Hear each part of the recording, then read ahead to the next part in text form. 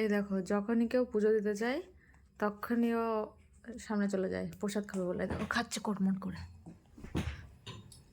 মা সন্ধ্যা দিতে গেছে আর এই যে দেখো প্রসাদ খাচ্ছে। মুখ দেখি, ওই দেখো খাচ্ছে। এদিক ফেরো মিঠু, দেখো আমার মুখটা সরিয়ে নিল আবার। এই বদ বদ দেখো খাচ্ছে। বিরক্তি লাগছে, আমি মুখে লোম মিঠু।